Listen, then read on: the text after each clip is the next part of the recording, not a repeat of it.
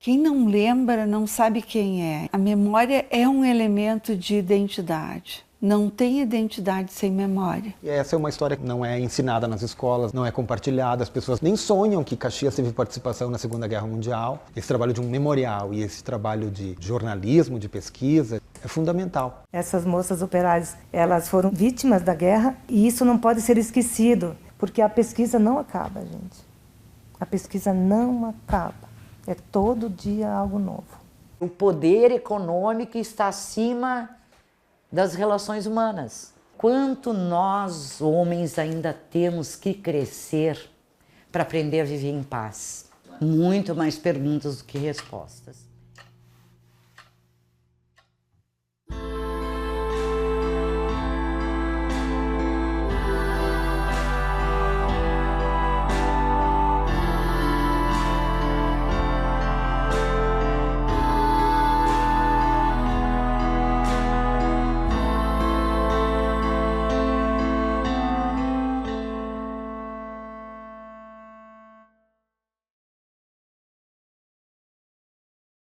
Então esse pacto de silêncio vem sendo rompido, eu acho, né? É um recalque que, como resultado, vem à tona de alguma forma, ciclicamente.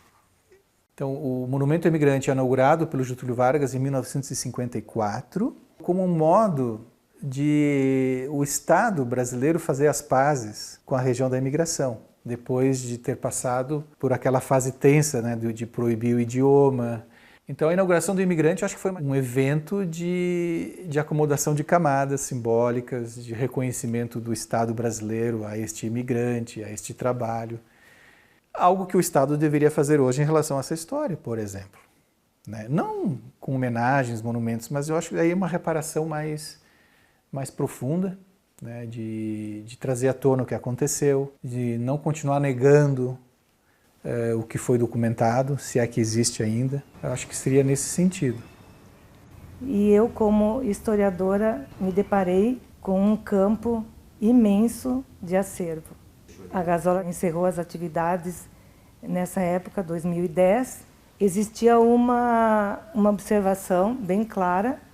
A empresa que adquirisse esse complexo teria como obrigação manter o acervo que o senhor Ivo Gazola havia salvaguardado nos últimos anos da vida dele, que ele faleceu em janeiro de 2013.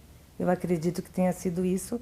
E aqui a empresa adquiriu o complexo em julho de 2013. Lá por 2009 e 2010, o seu Ivo Gazola procurou o arquivo histórico. O marco em memória às moças operárias tinha sido tombado. E ele tinha uma preocupação muito grande com o que aconteceria com o acervo. A Gazola estava, inclusive, todos os prédios estavam para ser vendido.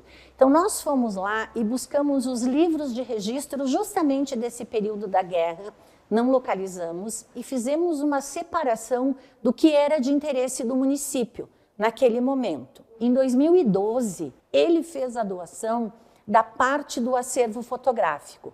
Toda aquela parte de livros, de plantas, inclusive muitas fotografias que nós não tínhamos conseguido separar, que estavam fixadas em painéis, acabaram ficando lá.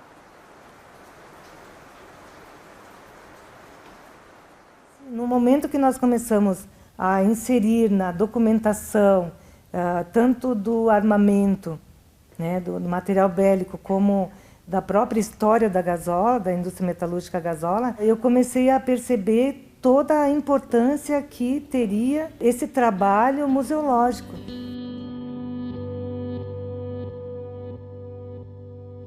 A partir daí nós começamos a conversar com essas famílias, a descobrir muito mais coisas, muito mais coisas.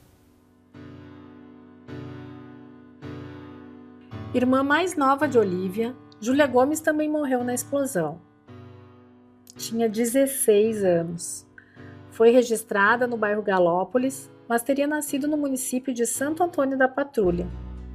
Pouco mais se sabe de Júlia. Sua rua cruza com a de outras vítimas da explosão. São mulheres esquecidas. Silêncios da história do Brasil.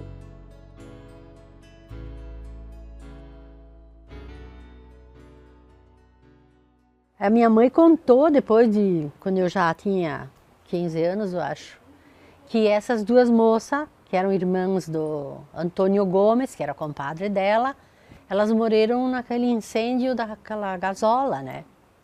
E aí ela contava que elas trabalhavam lá e que a mais nova, o pai não queria que ela trabalhasse, porque ela era muito nova, ela tinha 15, 16 anos naquela época. E elas diziam para o pai, a mais nova dizia que ela trabalhava fora, cuidar de criança, não sei aonde, né? Também não sei quem era.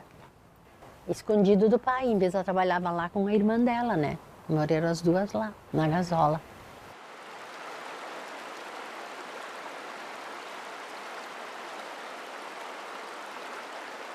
Não me lembro, sim, até conhecia duas gurias que morreram queimadas lá. Conhecia elas. É tal de Júlia, não sei, ai, não me lembro o sobrenome. Parece que era Gomes o sobrenome. Eram novas? Sim, a minha idade é mais ou menos. Não era muita amizade, mas eu conhecia as gurias. Eu tenho ainda as feições dela, assim, sim, clara. Bonitas? Sim, bonita. Mais bonita que eu. A minha altura. Mas ela não morava aqui em Galópolis? Não. Não morava aqui. Mas elas vinham porque eu tinha dois irmãos, um era Antônio e um era Benjamin Gomes. Casou com uma daqui. Então elas vinham, né? Benjamin Gomes e outro era Antônio Gomes. Todo mundo na fábrica que chorava, a maioria, muitas se conhecia, né?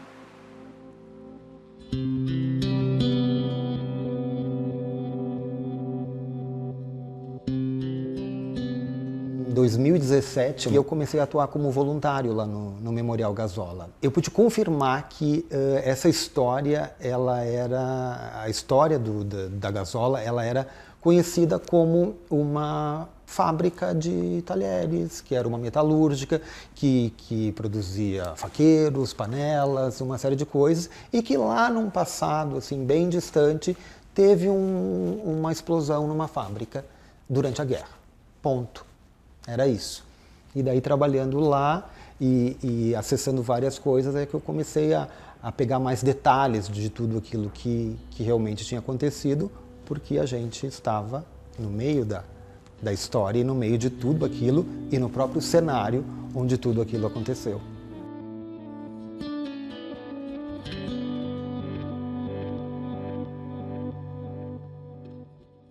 A partir do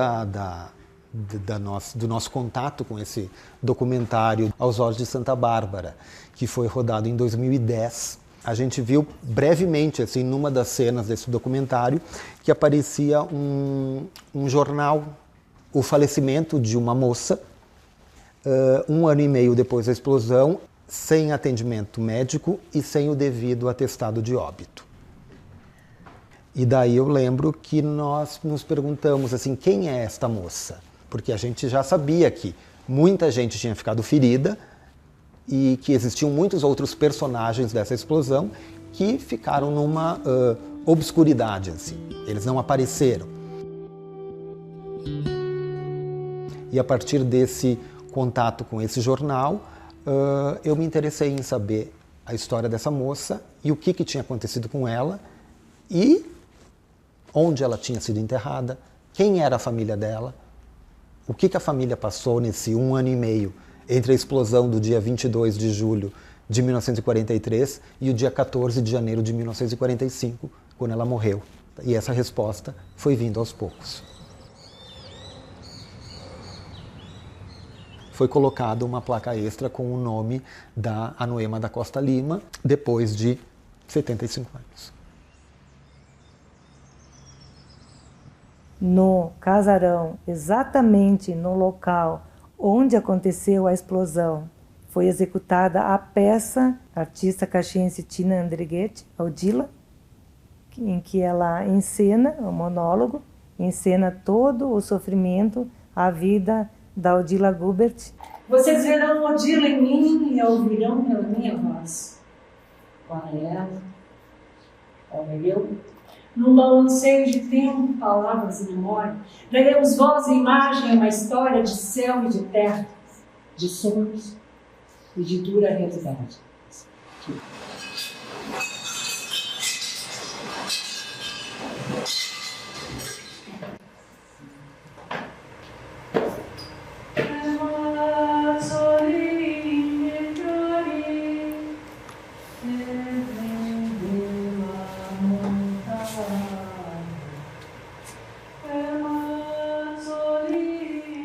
A gente está tentando para que vocês não tenham esse apagamento que a nossa geração teve, né?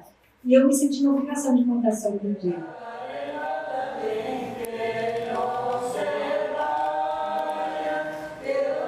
Essas moças operárias, elas foram vítimas da guerra e elas não podem, e isso não pode ser esquecido, deve ser lembrado. Todos os anos nós lembramos disso. O presidente da Liga de Defesa Nacional do Núcleo de Caxias do Sul, o senhor Marcos Antônio Tronca. Quem são os nossos verdadeiros heróis? Essas moças deram a vida pelo Brasil em prol de um esforço de guerra. E nós buscamos, junto ao Museu da Indústria Metalúrgica e ao Memorial Gazola, a possibilidade de nós homenagearmos em memórias essas vítimas. Essa medalha ela tem por objetivo reconhecer pessoas, entidades, associações, organizações, tanto nacionais como internacionais, que tenham trabalhado em prol do Brasil.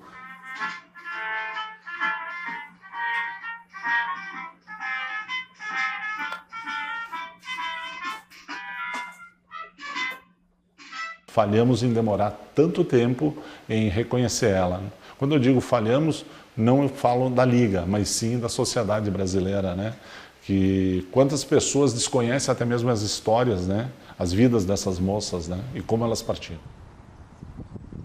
O museu hoje ali no Gazola, a questão de guardarem, assim, de garantirem essa história, pode ser um alerta, assim, para as pessoas entenderem a importância de elas se defenderem. Que as pessoas, elas têm uma dificuldade de se movimentar no tempo. Então, muitas vezes elas não conseguem se situar que aquilo foi de uma época, mas também acontece hoje, né? E por que eu preciso saber da história? Porque a gente está num país que não tem memória, né? Acho que a memória não é importante. E a memória é a única forma de a pessoa se proteger, de se entender, de saber quem ela é, né? Quer dizer, o poder econômico está acima das relações humanas. Quanto nós, homens, ainda temos que crescer para aprender a viver em paz, para ser mais igualitários, para respeitar o direito dos outros. E é isso, de tudo aquilo ficou para mim muito, aquilo que eu carrego assim como memória é as falas das mulheres. Porque foram as coisas mais impressionantes que eu ouvi e a gente registrou naquele ano de 2010, naquele trabalho. Ali está a essência. Nada me traduz mais o impacto, o sofrimento do que a Dozolina falando do encontro com a irmã, nos escombros, né, morta. Isso são falas que não há silêncio que apague. Então por isso que eu acho que sempre vai vir à tona. Sonhei que ela me apareceu, foi um sonho, que ela me apareceu, eu estava lavando a louça e ela me chegou perto e eu disse que ela estava toda molhada. Eu disse, mas o que aconteceu, Graciema? Disse, é de tanto tu chorar, tu vê em que estado eu estou. E aí, depois disso, não chorei mais. Parei de chorar, só de lembrar não, porque aquilo a gente se lembra, mas não chorei mais por isso.